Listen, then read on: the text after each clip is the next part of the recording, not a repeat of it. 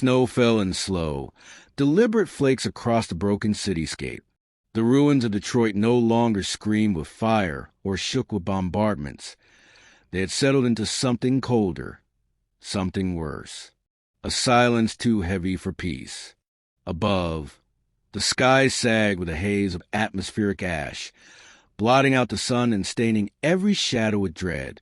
Ghost Town moved like a phantom between the skeletal remains of buildings, rifle cradled against his chest.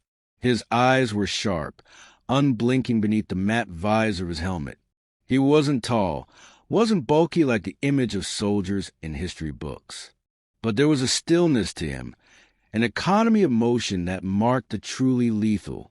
Every step served a purpose. He had been tracking the signal for 3 days. Buried beneath layers of Zalari interference and resistance dead drops, the transmission had been weak, erratic, like a dying pulse. But something in it had caught his attention. Not the code, not the coordinates. The voice beneath it. It wasn't human. He crouched near the edge of a collapsed parking garage and lifted his scope. A mile away, past rows of hollowed-out towers, stood a makeshift structure of alien origin. Not Zalari, something older. It pulsed with a deep violet glow, barely visible through the blizzard. That was the source, and someone had activated it. Ghost Town's breath steamed in the cold. He checked the time. 18 hours until orbital sweep. Then the sky would burn again. He whispered into his comms. "Crow, status." A voice crackled back, rough with static. Perimeters set. No patrols in visual range. "I don't like this, Ghost. Feels off." "Everything feels off," he said. "Hold position. I'm going alone." "You always do." He cut the line. There was no argument left to be had. 15 minutes later, he slipped through a breach in the alien structure's outer shell. It wasn't made of metal, at least not entirely. The walls shimmered with something halfway between resin and bone, shifting in hue as he passed. No glyphs, no guards, just silence. He moved inward, deeper into the anomaly. His boots echoed faintly on the smooth floor. Somewhere in the distance, he heard a hum, subtle, harmonic, like a machine dreaming of sound. Then he saw her. She stood in the center of the chamber, surrounded by concentric rings of floating devices, all orbiting a crystalline object suspended in a beam of light.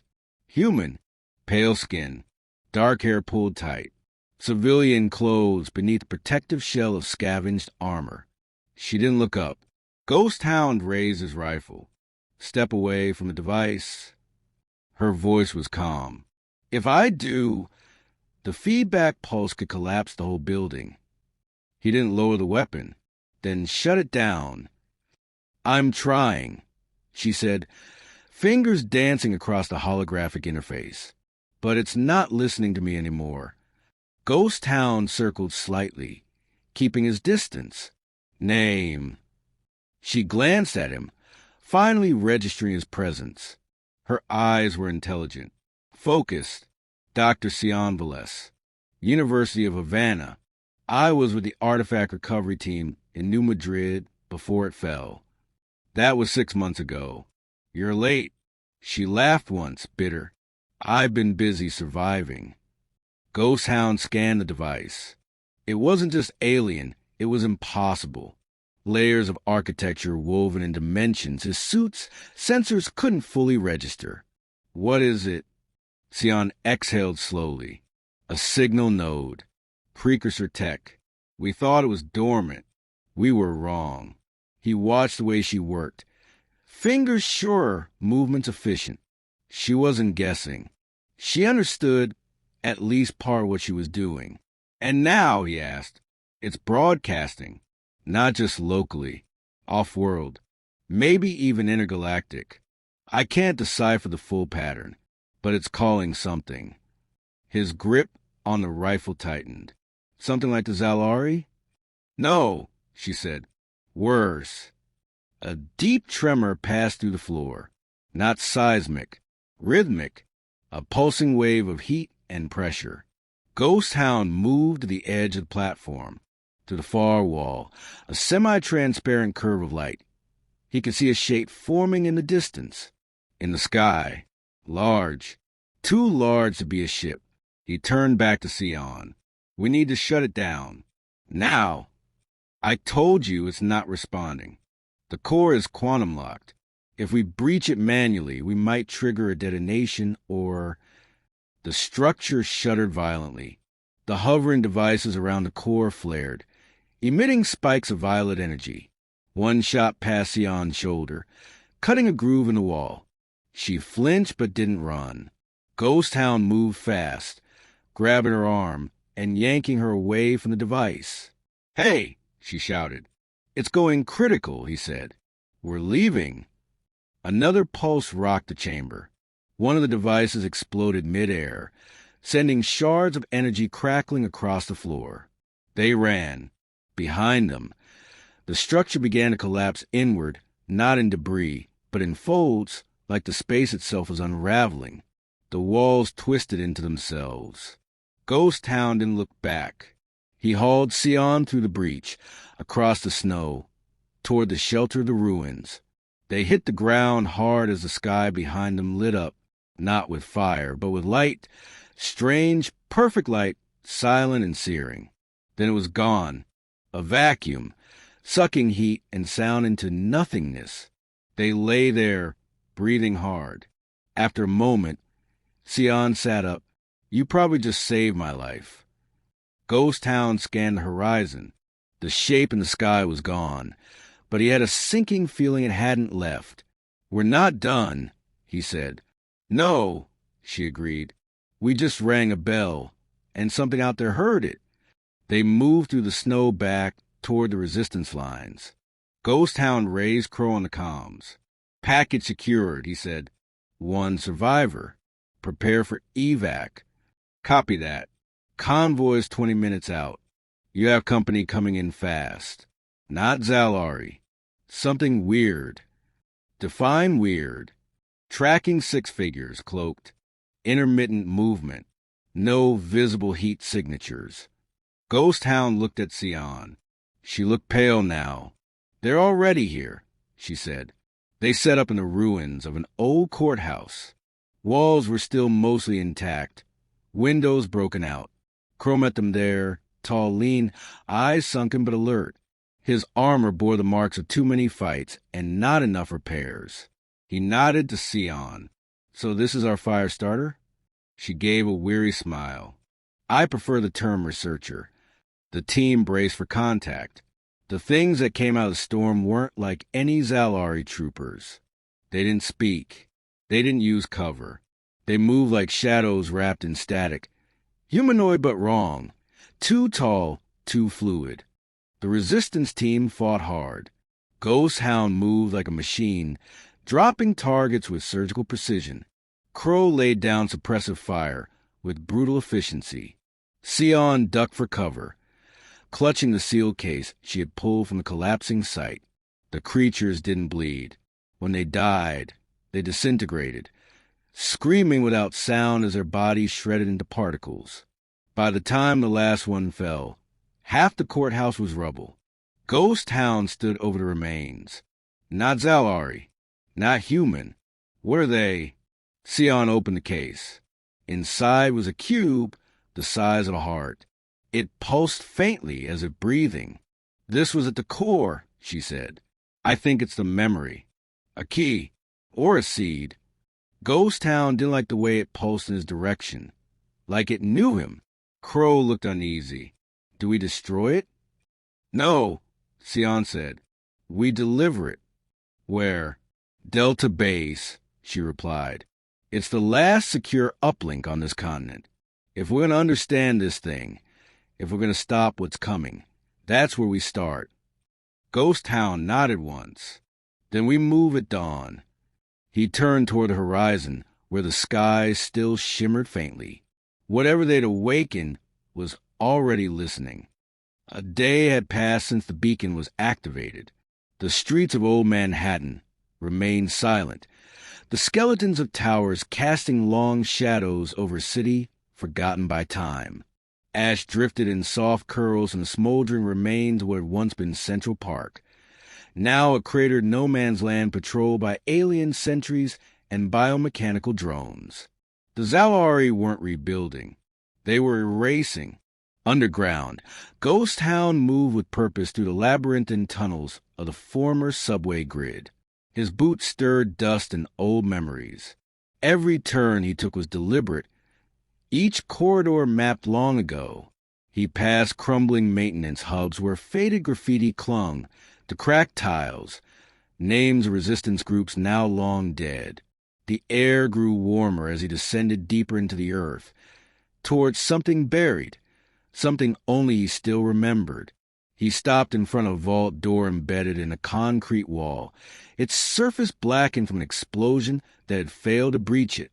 Ghost Hound removed his glove and pressed his palm to a reader covered in grime. A small blue light blinked once, then twice. The door unlocked with a deep mechanical groan.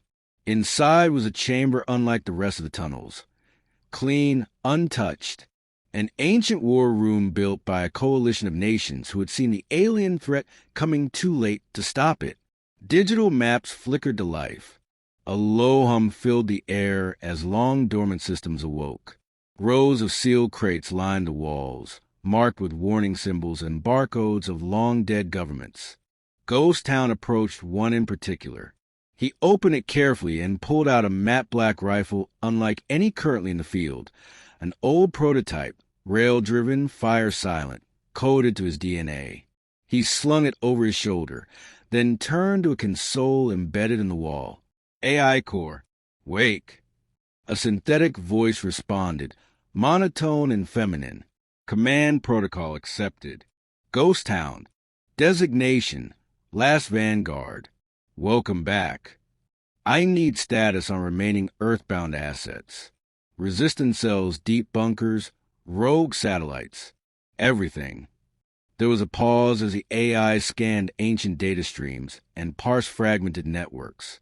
17 resistance cells confirmed non-functional. 5 are silent.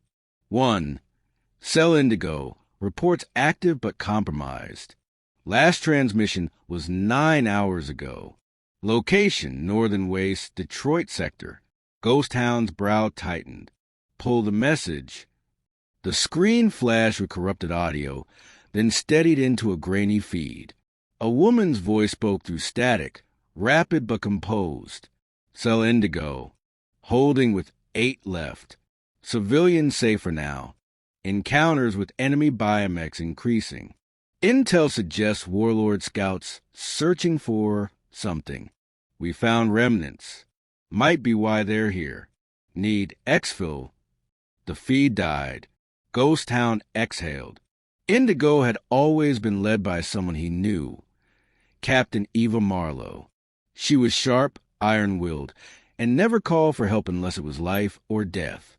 If she was still alive, she was holding the line for something critical. He turned back to the AI. Ready the bikes. Route me to Detroit through Sector Redline. No air. No uplink. Silent travel only. Confirmed. Warning. Redline is structurally unstable. Underground collapse risk, 83%.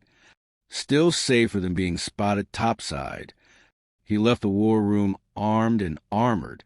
As the vault resealed behind him, lights across the long-forgotten facility dimmed once more, except for one blinking red indicator on a secondary console. A delayed scan had found something. Something deep beneath the ice shelf in Greenland. But no one was left to see it. Above ground, the Zalari fleet continued its pattern. Their drones scanned ruins. Their soldiers moved in rigid formations. Cold, precise. They never feared rebellion because they believed humans had no strength left. They had never met Marlowe.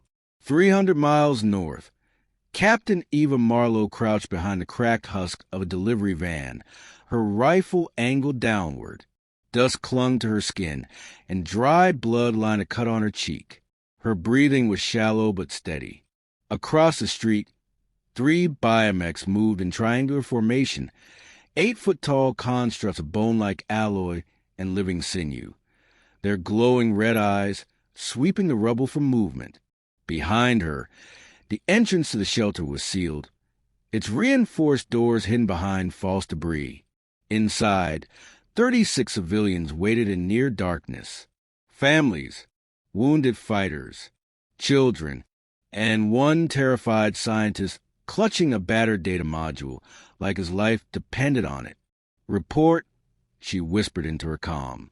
A gruff male voice replied. "Juno and Cray are gone, hit by the first pass. Myers down to a knife. I've got 2 mags left. This is going to get loud." "Negative," Marlowe said. "We can't draw attention. Fall back to Point Kappa. I'll buy you a minute." "Cap, they're closing in. We don't have a minute." She gritted her teeth, fingers tightening on her rifle. "Then make one." The biomechs turned. One of them paused, then stepped toward her position. Its arms unfolded, revealing a built-in energy cannon beginning to charge with a low hum. Marlowe didn't hesitate. She fired twice, each shot precise. One hit the mech's visual receptor. The other struck a weak joint behind its shoulder. The shots barely slowed it. It raised its cannon. Then something hit it from behind. A blur moved through the dust and smoke. The biomech staggered, turned, and its head snapped back as a long blade tore through its throat cables. Sparks flew. The machine collapsed. The remaining 2 spun, adjusting formation. But by then, the blur had vanished again. A shot rang out. One fell with a smoking hole where its processor had been. The last one aimed upward, recalibrating. A voice spoke behind it. Wrong direction. A flash of light. A muffled crunch. Ghost Town stood in the haze, his rifle already cooling from the shot. Blood and lubricant dripped from the blade strapped to his left arm. Marlowe stared, stunned. "You're supposed to be dead." He gave her a nod. "Not yet." She stepped forward slowly. "We sent the call out on blind burst. No one's answered that protocol in years." "I did," he said. She walked up to him, her expression hard but no longer cold. "We've got civilians. And something else." He raised an eyebrow. She motioned toward the shelter. "One of ours, Dr. Sion, found pieces of an old alien core buried in a downed cruiser. Says it's not Zalari. Says it predates them." Ghost Town's eyes narrowed. "You think that's why they're pushing this sector so hard?" "I don't think. I know." He looked past her toward the battered shelter doors, then back at the corpses of the biomechs. "How long until they send more?" "Minutes. Maybe less. They know we're here now." Ghost Town knelt and began placing small discs near the corpses. "Then we give them something to remember," he said. Marlowe watched him work.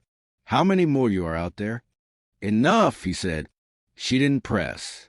Instead, she handed him a second rifle from her sling. "It's been a while since we fought together." He checked the weapon. "Let's not make it the last." As the sun dipped lower on the amber horizon, the sky above Detroit burned with a silhouette of descending alien dropships. The wind shifted. The dust swirled. Somewhere beneath the ground, civilians huddled in fear. And above them, 2 soldiers prepared for war. In the distance, a signal beacon blinked. A second one responded from across the continent. And deep in space, the Zalari command received another transmission. Earthfall protocol. Active. Multiple assets online. Resistance threshold exceeded. The war had reignited. And this time, humanity wasn't alone. Ghost Town moved like a shadow through the crumbling corridors of the ruined city, the wind howling through collapsed towers, as if mourning the dead. Marlowe flanked him, her movement precise and silent, her eyes scanning every rooftop, every shattered window for signs of movement. Their breath was visible in the chill of Detroit's toxic dusk, the air laced with residue from Zalari chemical cleansing protocols. They had just 80 minutes to reach the old logistics center where Dr. Sion and the remaining civilians had been relocated by Meyer and the others. The terrain between them and the site was exposed, jagged with debris and drone patrols. "We'll cut through the waterway tunnels," Ghost Town said, stopping beside a collapsed overpass. "They're dry and unstable, but less likely to have eyes." Marlowe looked ahead, past the ridge. In the distance, a thin column of black smoke curled into the sky. "That wasn't there 10 minutes ago." "Then we don't have 10 more," he replied, swinging down the embankment without another word. Inside the tunnel, their footsteps echoed off ancient brickwork as their flashlights flicked shadows along the walls. Graffiti from the resistance days still stained the stone, skulls, anti-Zalari slogans, the cross-dagger insignia of the original Ghost Hound unit. "Thought you were the last of them," Marlowe said. "I am. What happened to the others?" "They believed in mercy." The words settled like a blade between them. She didn't press further. They emerged on the other side of the tunnel beneath the collapsed remains of what had once been a shopping district. Alien scorch marks were carved deep into the concrete. Drone carcasses and human bones lay scattered under half-collapsed beams. Suddenly, Ghost Hound raised a fist. Marlowe dropped instantly, rifle raised. Something moved ahead, smooth, swift, and disturbingly quiet. Not a biomech. Not standard infantry. He whispered, "Stalkers." Marlowe's blood chilled. "They're real. They're fielding them now." Zalari hunters bred for one thing: killing humans in silence. A shriek cut the air, inhuman and high-pitched. The sound vibrated through the ground like it had weight. Ghost Town doved aside as a blur of pale limbs shot from the shadows, clawed and sleek. It collided with the stone where he had stood a heartbeat before, tearing gouges into the earth. Marlowe opened fire, the bullets catching the creature in its side. It shrieked again, then vanished into the smoke. "Move!"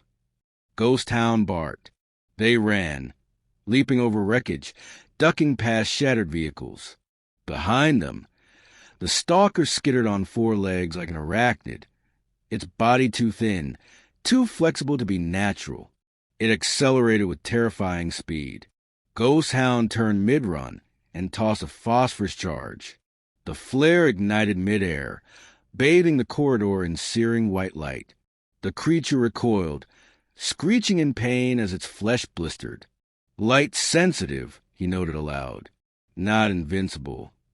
We'll make that work." They reached the edge of the logistics center minutes later. It had once been a hub for cargo trains and underground storage. Now it was fortified with makeshift barricades, motion-activated turrets, and crude early warning systems. The resistance had made a fortress out of a skeleton. Meyer met them at the gate, limping and covered in ash. "About time. We've had scouts circling for the last hour. One even got inside the perimeter."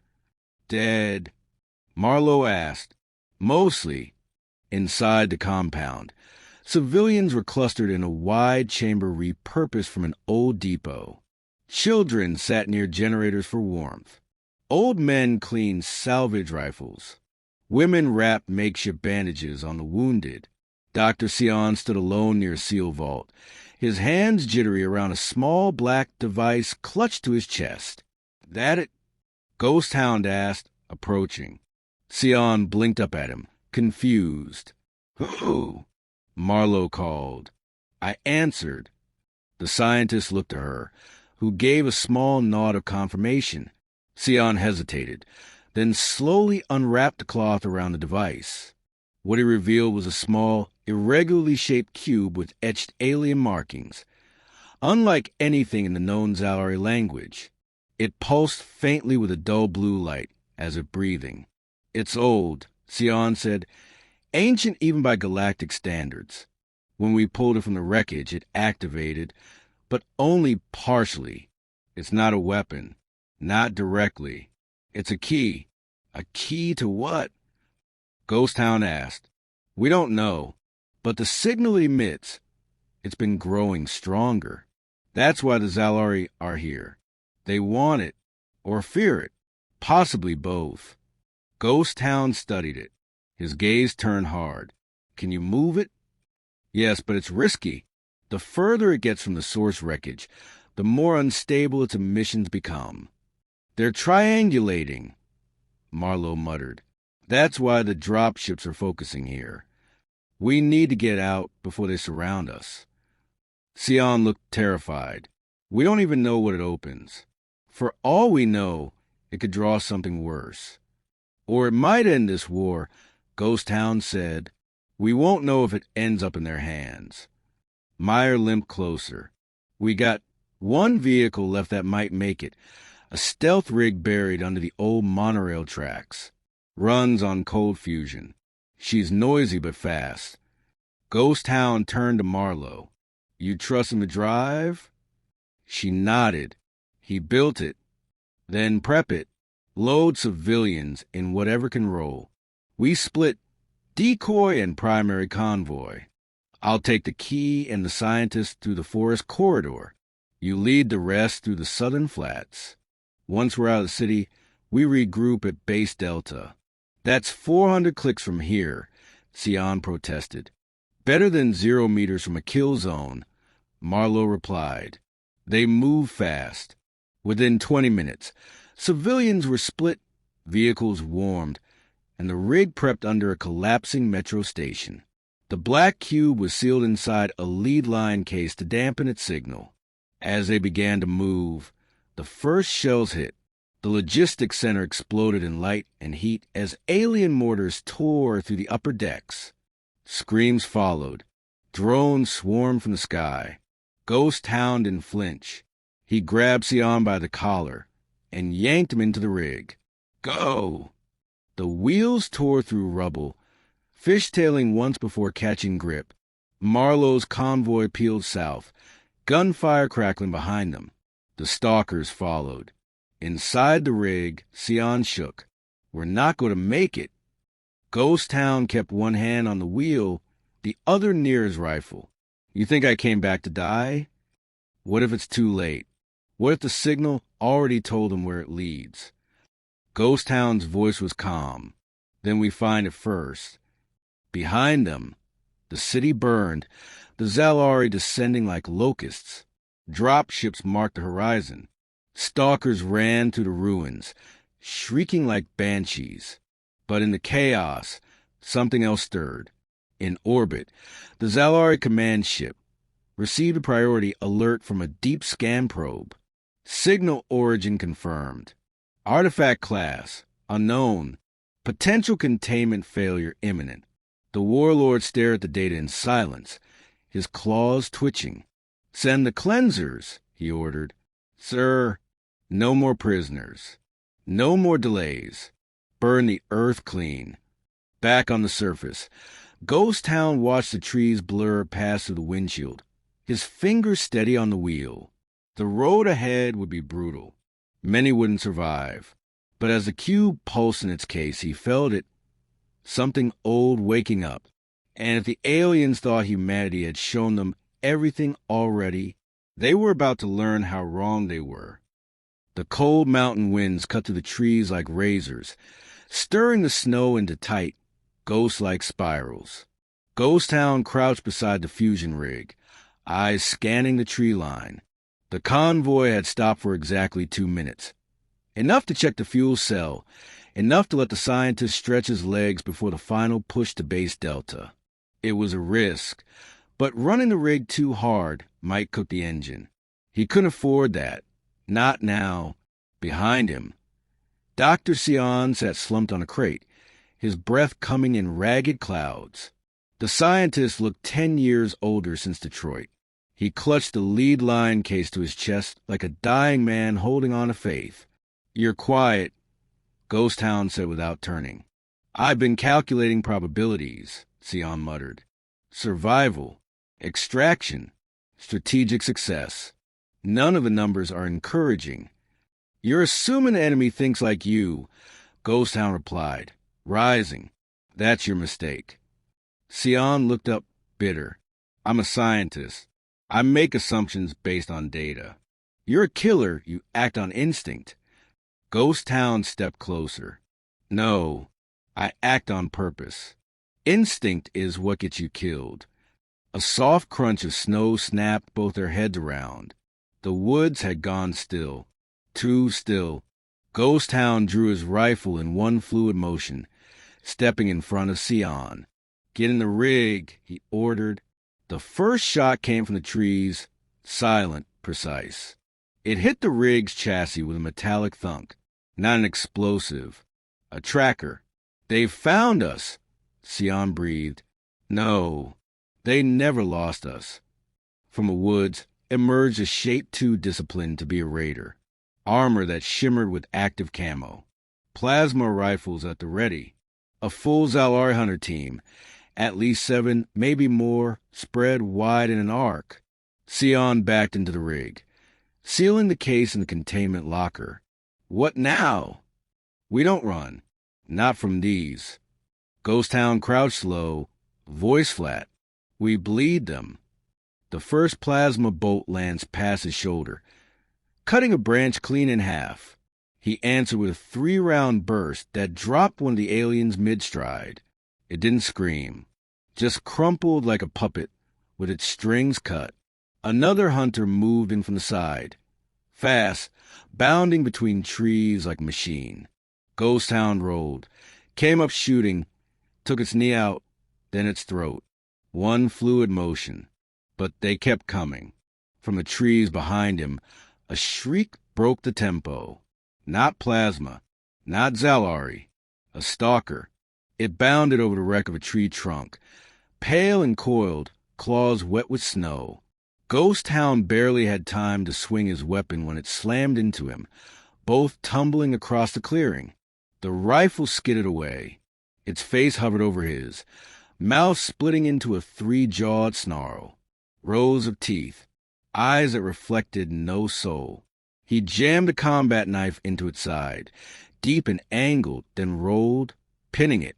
The creature thrashed, its claws tearing through his armor, but he didn't stop. He grabbed a flare from his belt and slammed it into the thing's open mouth. The blinding light hissed as the stalker convulsed violently, its scream cutting into the trees like a banshee's death cry. He rose, covered in blood, not his own. More were coming. Inside the rig, Sion had locked the doors and was muttering to himself, staring at the containment locker. They're not here for us. They're here for it. Ghost Town retrieved his rifle and fired at a hunter pinning down the flank. No, he shouted over the gunfire. They're here for you carrying it. Suddenly, from the north trail, headlights appeared, dim, fast-moving. A vehicle. Ghost Town almost didn't believe it until he heard the whine of repulsor lifts struggling through forest terrain. The rig's comms crackled to life. This is Marlowe, bringing friends. You still alive down there? He grinned despite himself, not for lack of trying. Marlowe's vehicle crashed through the trees, turret blazing. Behind her, 3 resistance buggies fanned out in a wedge, drawing fire away from a rig. Marlowe leapt from the vehicle mid-motion, landing hard in the snow beside Ghost Town. You're late, he said. Traffic, she replied, raising her rifle. Together, they turned the tide. Hunter by hunter fell, until only scorched snow and twisted armor remained. The stalkers were gone, melted into the trees or dragged off by the dying. Ghost Town knelt, checking ammo. You weren't supposed to turn back. I didn't, she said. The convoy made it to Delta. I came because I figured you'd be stupid enough to stall. He gave her a sharp look, but her eyes were calm, focused. Sion stepped out of the rig, pale and shaking. We can't keep running.